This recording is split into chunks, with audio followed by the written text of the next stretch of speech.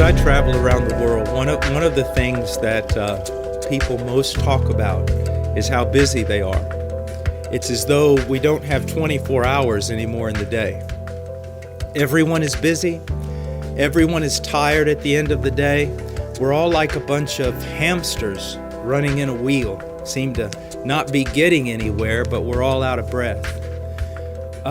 This has a tremendous and terrible impact on our Christian life.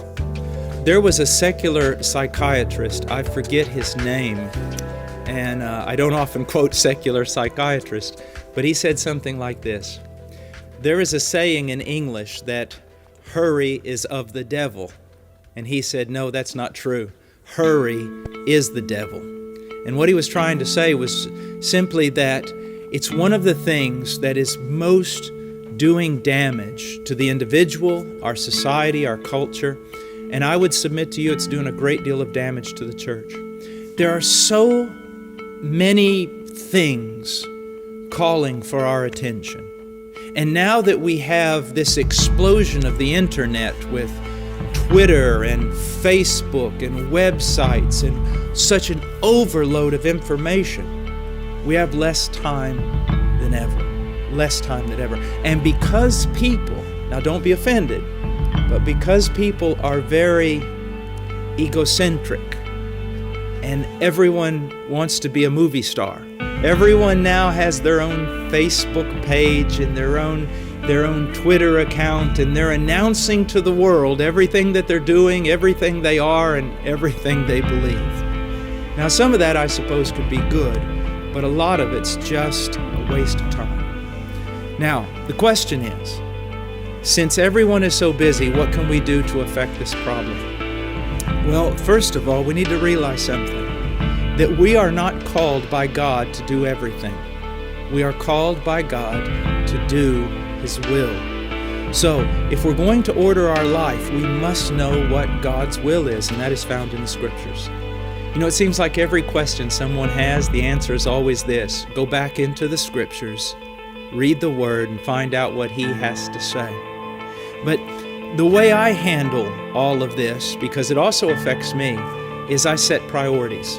Hopefully they're not my priorities, but they're God's priority. What is my number one priority every day? Number one priority. I would have to say it is meeting with God. Spending time in the Word and spending time in prayer, because it impacts my entire life. If I don't do it, I'm disobedient. And if I don't do it, I'm no good to anyone. You know, Martin Luther said, he said one time, he goes, I am so busy today that if I do not pray 3 hours, I'm never going to get everything done.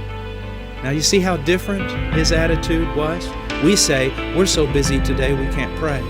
He said he was so busy he had to pray so that God would give him help and order his day and help him to get everything done. So the first thing is meeting with God in His Word and in prayer. The next thing that is important, that is a priority, are the relationships that God has given me.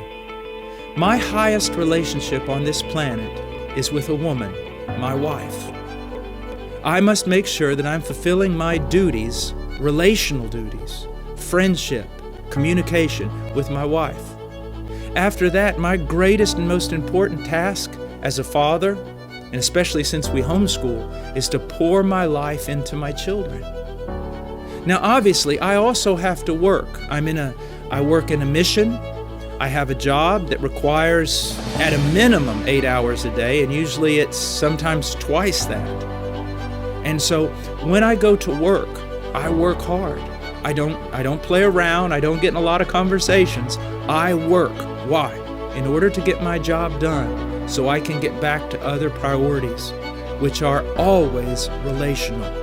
My relationship with God, my relationship with my family, my relationship with my brothers and sisters in Christ, and then my relationship with people who need Jesus Christ. I think it will really help most people if they would put meeting with God first, and then put their relationships, the relationships that God has given them, following that.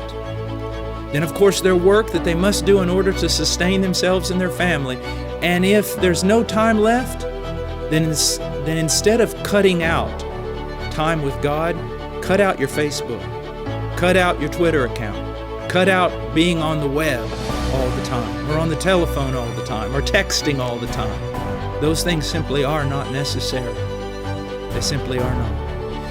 Here's something that I would like you to think about. God created us for a relationship with Him, but also horizontal relationships with others. On the day that I am about to die and I'm laying on my deathbed, I will have many regrets if I have neglected the relationships that God has given me, especially with family and brothers and sisters in Christ. I don't think I'm going to be very, very sad if I was not able to do Twitter or was not able to maintain a Facebook page.